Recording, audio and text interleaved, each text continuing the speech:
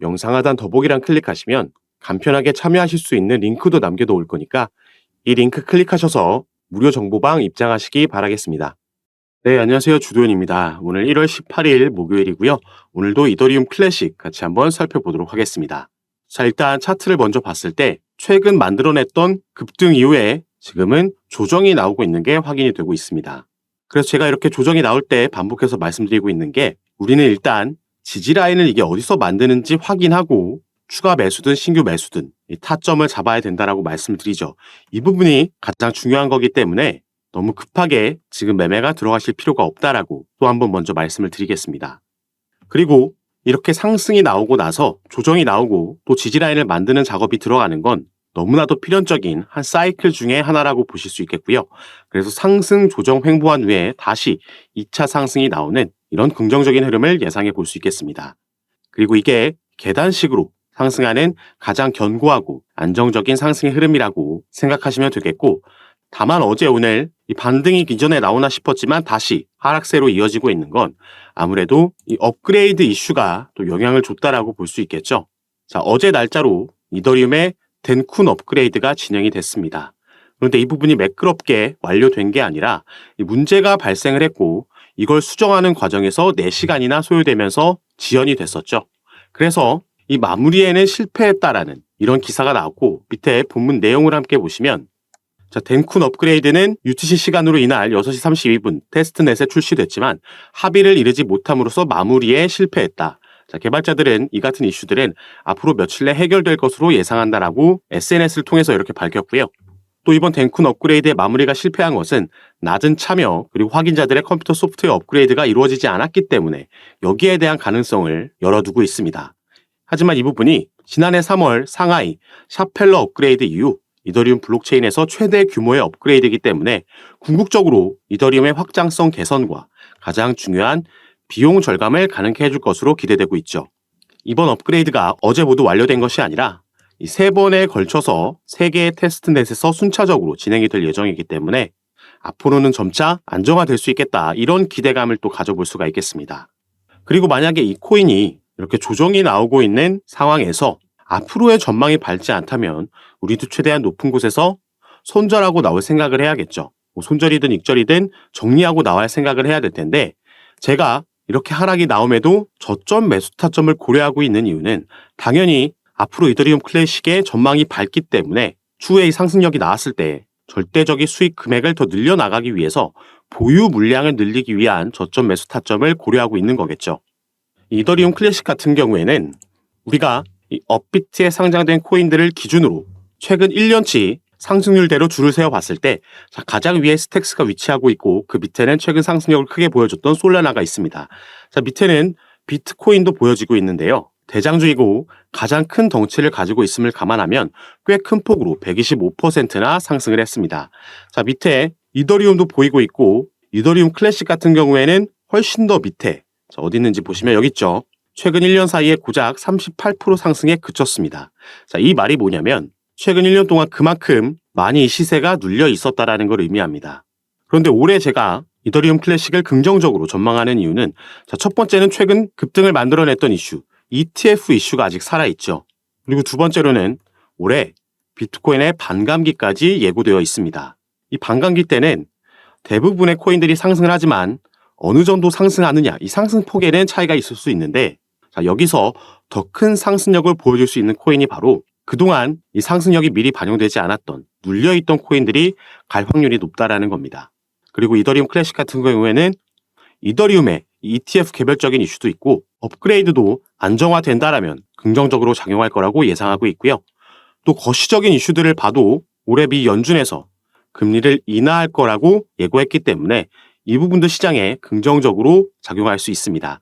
최근 미국의 국채 수익률도 하락하고 있다는 점에서 이런 안전 자산이 하락하면 반대급부에 있는 위험 자산이 코인 시장이 상승할 수 있다는 점 참고하시면 좋을 것 같습니다. 자, 그래서 오늘 영상에서는 제가 이더리움의 상승을 앞으로의 긍정적인 전망을 예상하는 두 가지 근거, 방금 말씀드렸던 ETF와 이 반감기에 대해서 같이 한번 살펴보도록 하겠습니다. 그리고 다시 차트로 돌아와서 차트를 살펴보면서 앞으로는 어떤 모습을 보여줄 것으로 예상되는지 그 대응 방법에 대해서도 말씀드릴 수 있도록 할 거니까요. 여러분들은 오늘 영상 꼭 끝까지 시청해 주시고 그 전에 밑에 있는 구독과 좋아요 버튼 한 번씩만 눌러주시면 제가 이렇게 영상 제작하는 데 큰 힘이 된다라는 점 먼저 말씀드리고, 추가로 영상 밑에 더보기란 클릭하시면 간편하게 참여하실 수 있는 카톡방 링크도 제가 남겨놨습니다. 들어오시면 오늘 살펴볼 이더리움 클래식 개별적인 이슈뿐만 아니라 시장 전체에 영향을 주는 거시경제 이슈들과 경제지표 발표들도 있죠. 당장 이번 달에도 아까 말씀드렸던 미 연준에서 기준금리 결정이 있습니다. 이번 달에는 동결이 나올 거다라고 시장이 예상하고 있는데, 이런 부분에도 시장이 충분히 반응할 수 있고, 그래서 우리는 여기에 따라서 우리가 가져가야 되는 알맞은 종목 선정부터 타점과 비중 전략까지 카톡방에서 제가 가장 빠르게 공유해드리고 있으니까 이런 부분 받아보시면서 저와 함께 투자하실 수 있는 공간이니까요. 여기에도 한 번씩 관심 가져주시고 확인해 주시면 감사하겠습니다. 자, 그럼 지금부터 본격적으로 ETF 이슈부터 살펴볼 건데요. 자, 이 이미지에도 나와 있듯이 지금 현재 이더리움의 현물 ETF를 신청해 놓은 자산운용사들은 총 7군데입니다. 이 중에서 가장 먼저 신청했던 반에크가 이 신청에 대한 결과를 반드시 SEC 측에서 내놔야 되는 그 데드라인이 바로 5월 23일입니다. 그렇기 때문에 이번 비트코인 현물 ETF와 마찬가지로 이 반에크에 대한 신청 결과가 나올 때 나머지 6개에 대한 신청도 일괄승이 될 수 있다라고 예상해 볼 수 있겠죠. 여기에는 우리가 잘 알고 있는 아크와 투애니언셜스, 해시덱, 그레이스케일, 인베스코, 블랙록, 피델리티 등 이미 비트코인 현물 ETF를 승인받은 기업들이 대거 포함되어 있기 때문에 비트코인을 승인해 줬는데 이더리움을 승인해 주지 않을 가능성은 확실히 낮다라고 볼 수 있겠고, 이제는 여기에 대한 기대감이 그 자금이 옮겨오면서 이더리움과 이더리움 클래식이 상승력을 보여주고 있다, 이렇게 생각해 볼 수가 있겠습니다. 그리고 그 시점도 데드라인은 5월 23일이지만 이미 이 기업들과 SEC 간의 신청서 안의 내용들은 비트코인 현물 ETF 때 여러 수정과 회의를 통해서 합의에 이루어진 내용들이기 때문에 충분히 이전에도 나올 수 있다라고 예상되고 있습니다. 자, 그리고 두 번째 우리가 또 기대해 볼 수 있는 게 바로 이 반감기 이슈가 있겠습니다. 이 비트코인의 반감기라는 건 비트코인 채굴에 대한 보상이 반으로 줄어드는 시기이기 때문에 그 가치가 상승하면서 이전부터 대세 상승장이 나왔던 시기를 의미하죠. 그래서 이 차트에서 우리가 확인해 볼 수 있듯이 이 반감기를 기준으로 이 사이클이, 상승과 하락의 사이클이 결정된다라는 걸 확인할 수가 있습니다. 다만 이 상승률에 있어서는 1차 반감기 때는 거의 10,000%에 가까운 상승력을 보여줬고 2차 반감기 때는 3,300%, 그리고 3차 반감기 때는 800%에 가까운 상승력을 보여줬습니다. 대략 3분의 1 수준으로 이 상승률이 조금 줄어들고 있었기 때문에 올해 4월로 예정되어 있는 이 4차 반감기 때는 이 상승률이 200% 중반대가 기록될 것으로 예상되고 있죠. 그래서 어느 정도 이 부분도 우리가 고려를 해서 투자를 진행해야겠고, 다시 이더리움 클래식의 차트로 돌아와서 이번에는 주봉으로 이더리움 클래식을 같이 한번 살펴보도록 하겠습니다.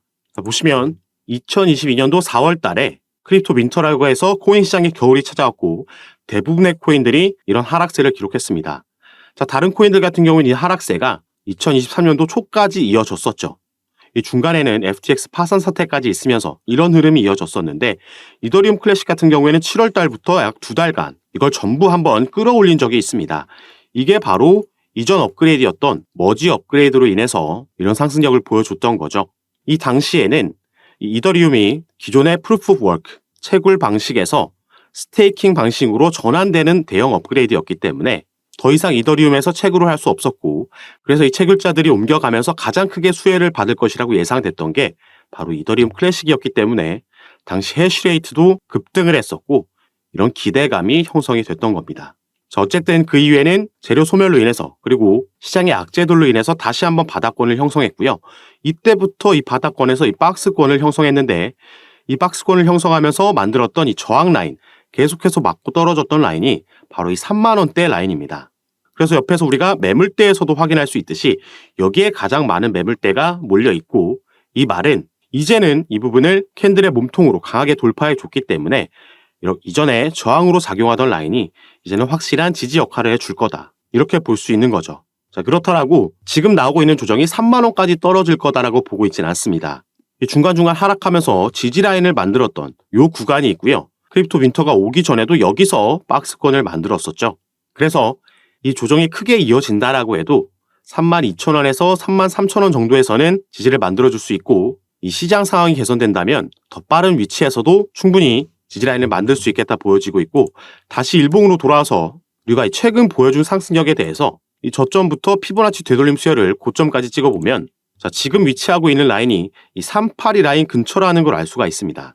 이 피보나치 되돌림 수열이라는 건 이렇게 상승 이후에 1차 고점을 확인하고 고점 대비 얼마나 빠진 위치에서 지지라인을 만들 거냐, 이 부분을 미리 살펴볼 수가 있는데, 통상적으로 이 피보나치 되돌림 수열에서는 382 라인과 618 라인이 가장 강한 저항과 지지 역할을 해줍니다. 그래서 오늘 저녁장, 새벽장에서 조금 끌어올려주면서 이 위에서 마감한다면 빠르게 이 조정세가 끝날 수도 있겠다라고 볼 수 있는 거죠. 다만 하락한다라고 해도 이 0.5 라인은 충분히 지지라인이 돼주면서 이 최근 올라온 초록색 이 단기 이평선 라인을 막고 올라갈 수도 있습니다. 이런 부분은 어디서 지지라인을 만들고 어디서 반등이 나오는지 영상 처음에도 말씀드렸던 것처럼 확실하게 확인하고 우리가 타점을 잡고 들어갈 거고, 자, 조금 더 길게 2021년부터 차트를 보시면요. 자, 엄청난 급등을 이때 보여줬었죠. 이게 바로 반감기를 재료로 이런 상승을 만들어냈던 거고, 자, 이게 머지 업그레이드입니다. 이렇게 길게 보면은 지금 우리가 급하게 여기서 타점을 잡을 필요가 없다라는 게 확실하게 느껴지시죠? 조금 더 안정적으로 이 지지라인 만드는 거 확인하고 들어가도 늦지 않는다. 그리고 이번 반감기 때는 2021년도의 상승력을 뛰어넘는 신고점을 경신할 수 있다라고 보여지고 있죠. 반감기에 ETF 이슈까지 시너지를 더해준다면 더 큰 상승력을 보여줄 거기 때문에 우리는 확실하게 저점 라인 확인하고 잡아서 보유 물량을 늘리면서 이 수익분을 가져갈 수 있을 겁니다. 그리고 이런 매수 매도 타점과 비중 제가 전부 카톡방에서 공유해 드리면서 함께 매매를 진행할 거고, 전부 무료로 운영하고 있는 카톡방이니까 이 부분 안심하시고, 여러분들은 위에 보이시는 제 전화번호 010-6531-7908번입니다. 위에 제 전화번호로 숫자 7이라고만 문자로 보내주시면 제가 이 문자를 확인하는 대로 순차적으로 연락드려서 카톡방 초대 도와드릴 거고요. 또 문자 전송 힘드신 분들은 아까 말씀드렸듯이 영상 밑에 링크로도 참여가 가능하시니까 여러분께서 편하신 방식으로 연락 주셔서 카톡방 입장하시고 제가 드리는 정보들 받아보시면서 투자 판단에 참고하시면 더욱 좋을 것 같습니다. 자, 그럼 오늘 영상도 끝까지 시청해 주셔서 너무 감사드리고, 저는 다시 카톡방에서 여러분들 대응 도와드리고 상담 도와드리면서 찾아뵙도록 하겠습니다. 감사합니다.